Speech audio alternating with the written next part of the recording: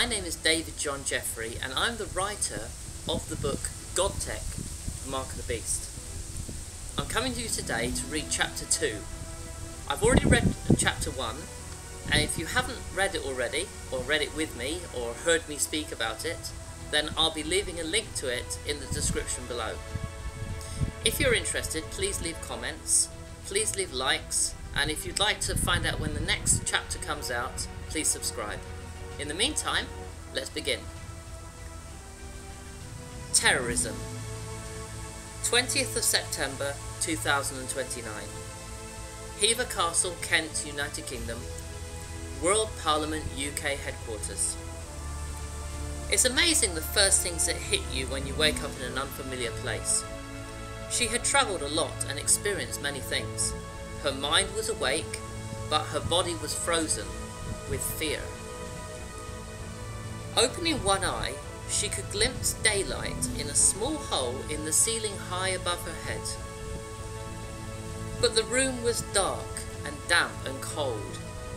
There was a stench, one of which could only be described like rotting fish, and was totally unbearable. She opened her other eye and brought her dwelling into focus. The floor and walls were stone.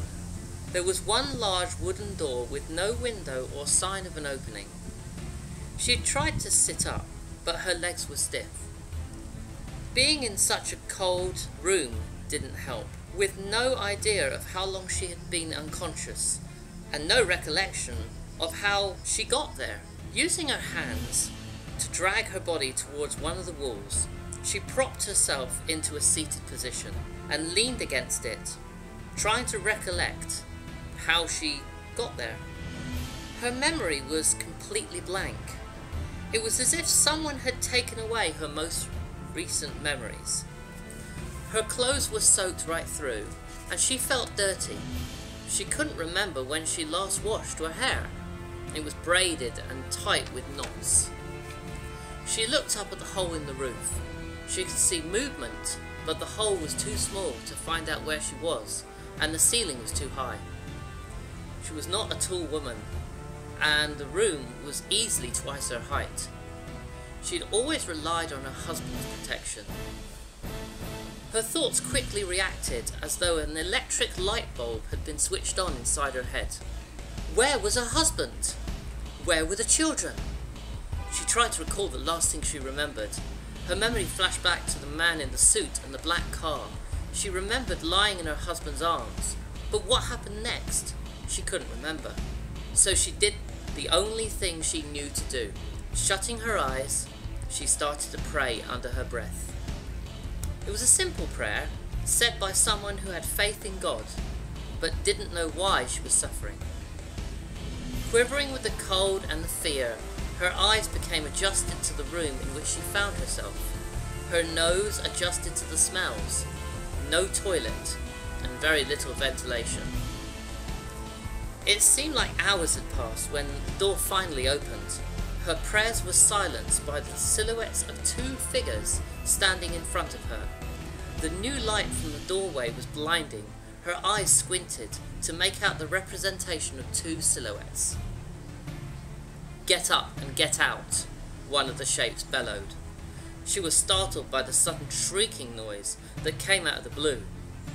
It had been so quiet in her cell that to hear another voice suddenly seemed alien.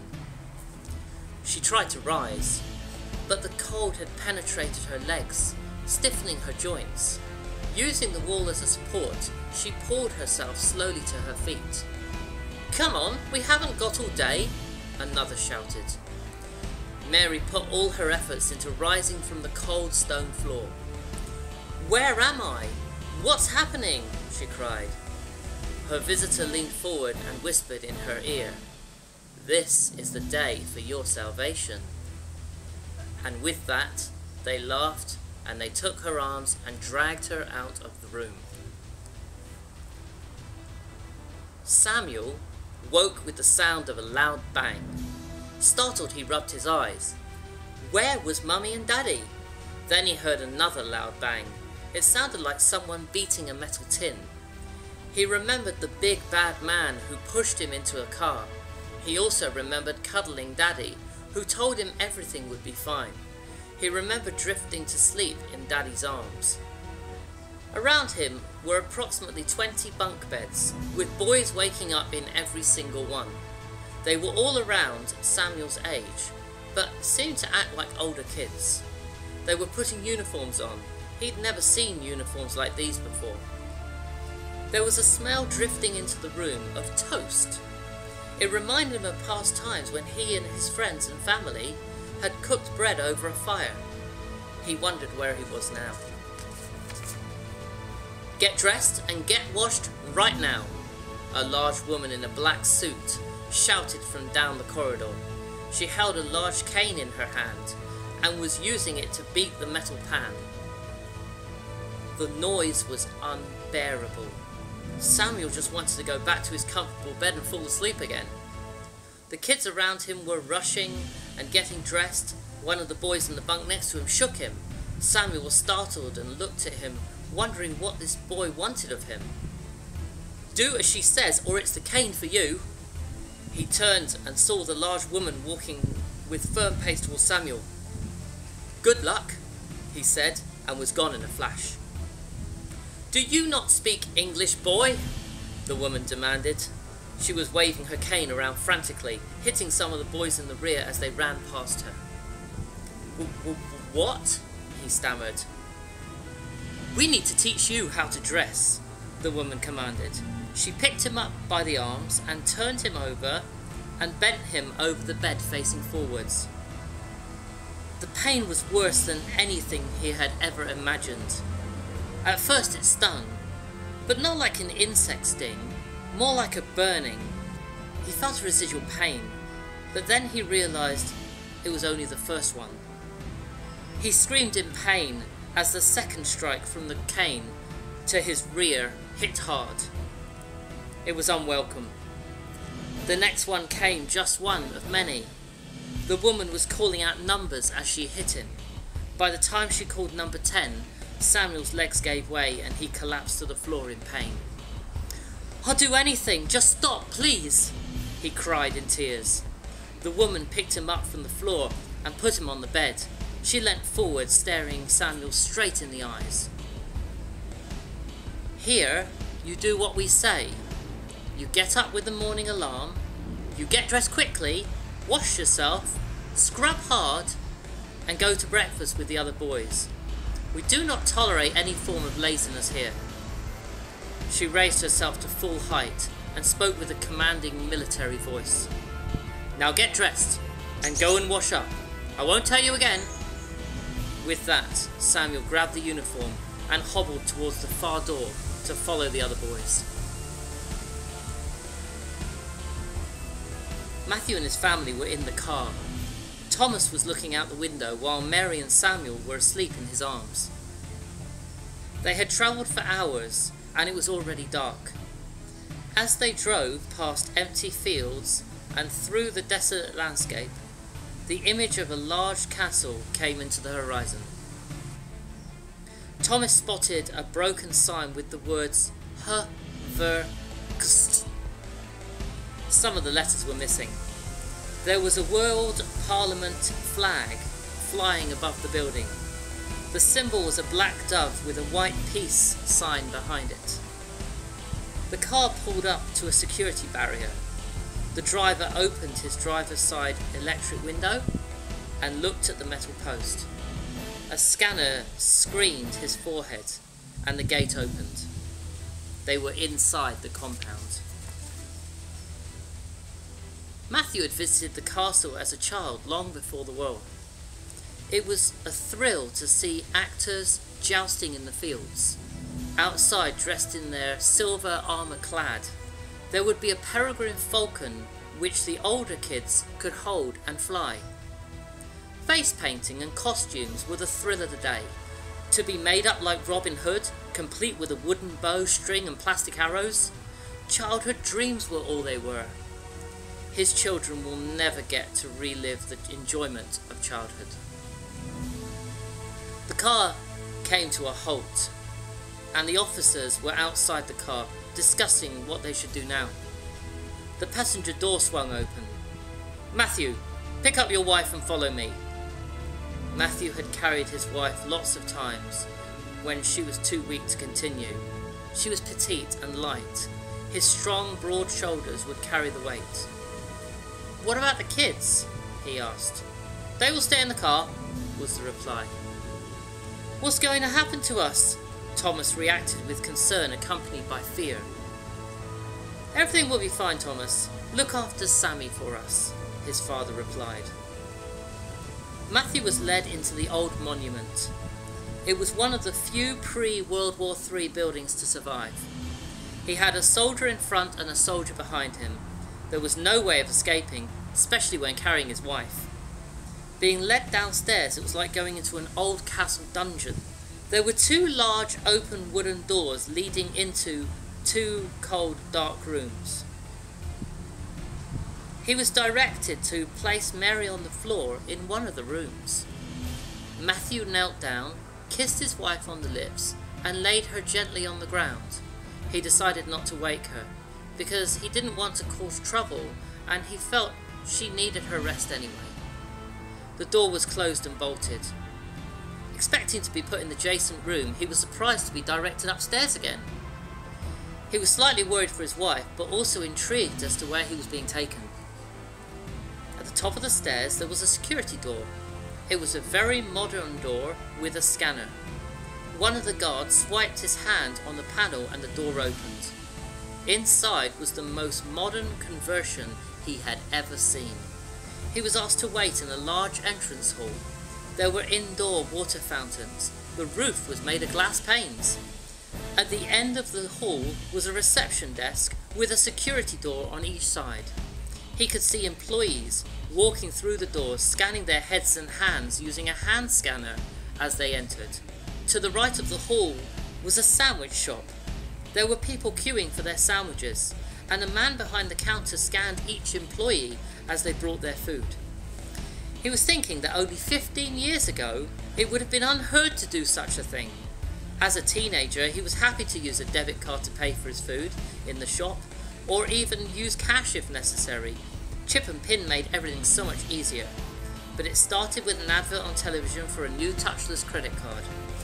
As other banks developed the same service and included debit card swipe technology, it was only a matter of time before banks discarded the cards altogether for this much safer way of making a transaction.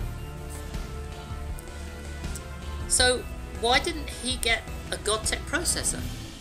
Was it as bad as his parents or his wife had told him? He didn't see any difference with having one or not having one. Surely it didn't matter what was worn under the skin. Wasn't it the heart that God saw anyway? He was still wrestling with his thoughts when he heard a female voice from behind. Matthew Corby, I presume. He turned around and saw a blonde lady in her late 20s. She was as tall as him, with high heels, black shoes, tights and a short skirt. She had a white shirt and wore a bright red suit jacket. He was stunned by her figure and forgot for a second where he was. My name is Lydia. I apologise if you've been treated badly. I'm here to show you around.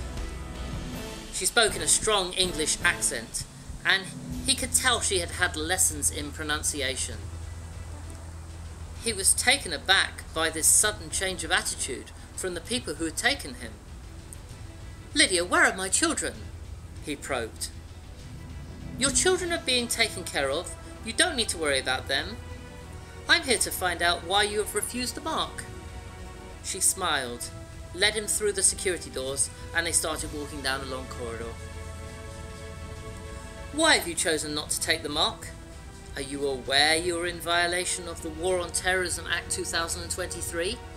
I should be treating you and your family as anti-peace terrorists. In the Bible, it warns us not to take this mark. It would be to follow the Antichrist regime. I'm a Christian, not a terrorist. Here at the World Parliament, we welcome all religions and beliefs. There is no need to feel under any pressure to conform to another religion.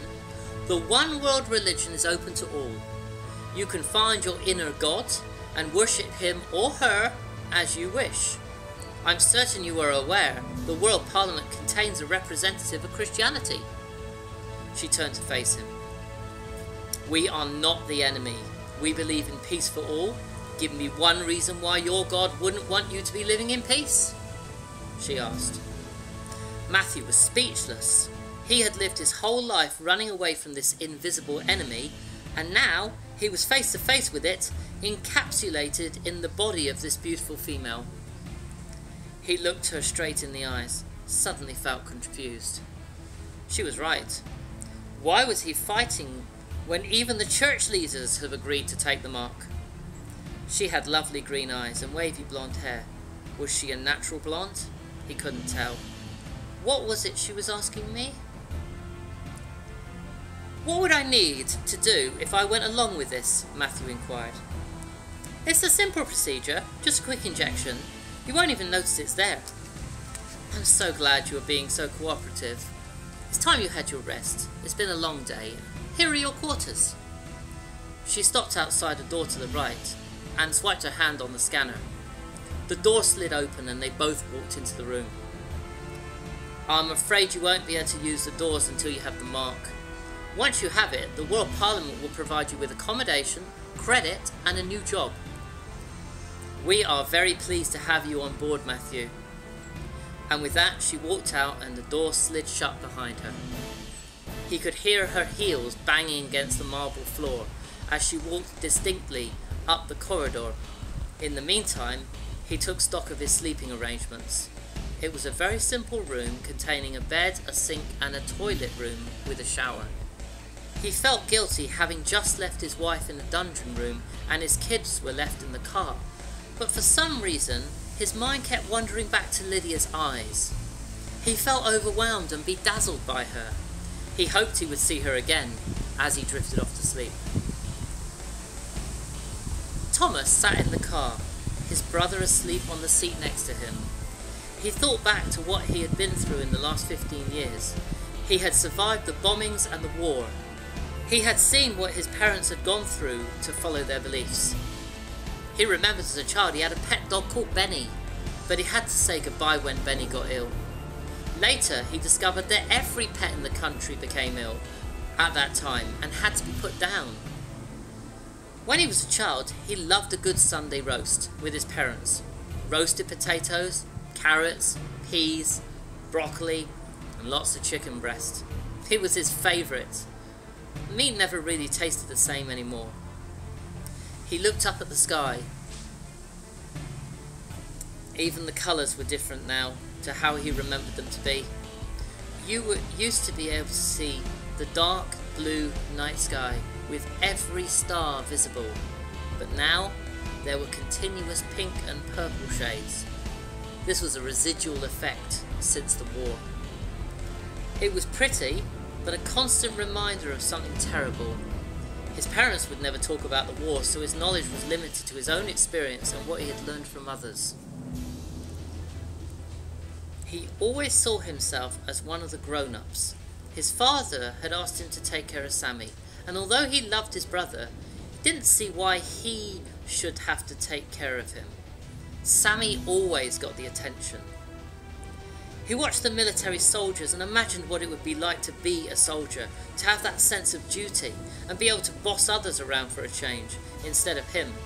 They were conducting a change of guard. Thomas wished he was one of those guards. He pressed his face against the window, trying to make out the images clearly before him. It was at that point he accidentally leaned against the latch and the door jolted.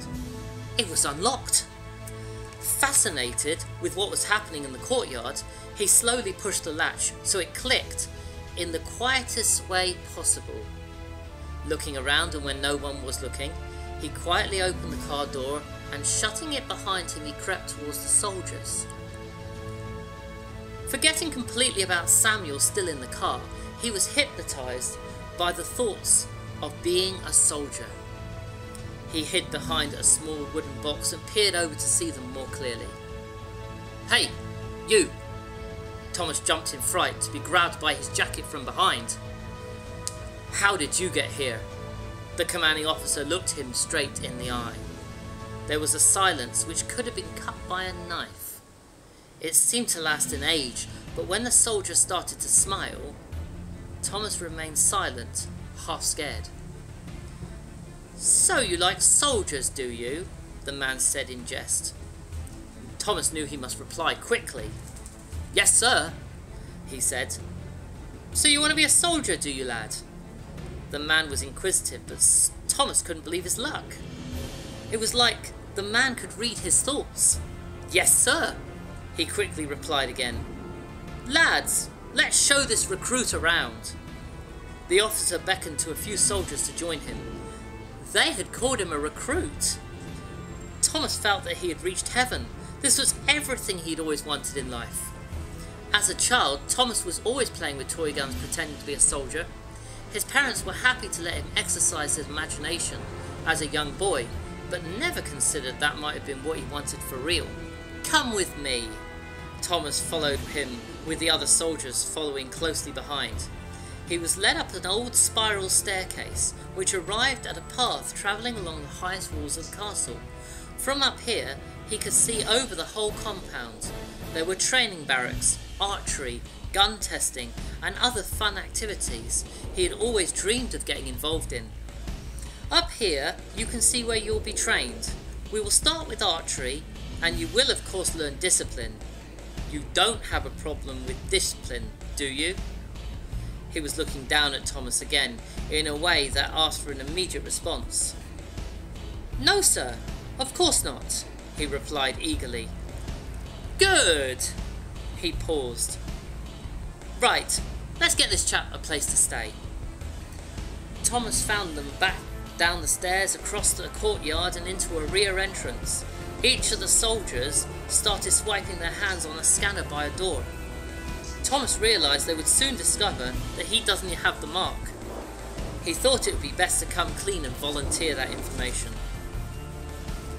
"Sir, I don't have the mark. My parents wouldn't let me take it." The soldier glanced at him in astonishment, which immediately changed a warning look. He realised that this boy was an anti-peace terrorist, possibly a spy. The guns immediately turned on Thomas. The officer quickly grabbed him by the hands, raising Thomas' body off the ground, while the soldier searched him for concealed weapons. They found a small knife and other bits and pieces which were confiscated. 4 of the soldiers then grabbed him by each arm and leg, carrying him back into the courtyard. There, his jacket and shirt were removed and he was tied to a stone table and interrogated. "Who sent you? Why are you here?" one soldier shouted. Others started jeering. "Nobody sent me. I was brought by your soldiers in a car," Thomas replied. The ropes tied to his arms and legs were burning against his flesh, and the pain was more than he had ever experienced before. "I saw you in the courtyard. What were you really doing?" One of the soldiers started hitting one of his legs with a wooden stick. This was too much for Thomas to withstand for long. "I'm telling you the truth. I was looking at the soldiers. I want to be a soldier," he cried. "You are an anti-peace terrorist. Who are you working for?" The other leg was now being pounded, and Thomas began to scream in agony. "My parents are Christians. We were brought here by your men. It's the truth, honest." "I wouldn't believe your truth if you were my mother. Leave him here all night." And with that, Thomas passed out. And that's the end of chapter 2. Thank you for listening. If you'd like to leave any comments, I'd really appreciate it. If you like it, then please click like. And if you'd like to share it with anyone so that we could get this word out to more people, that'd be great. If you're interested in ordering the book, I have left a link in the description side. And please subscribe so you will know when the next chapter comes out. And please have a look at the other videos that I have on my channel. I try to keep as much variety as possible. Some of the things that are included inside this book are actually happening in the world today, and I've made videos and documentaries about this on my channel. So please go back and have a look at some of those videos and let me know what you think.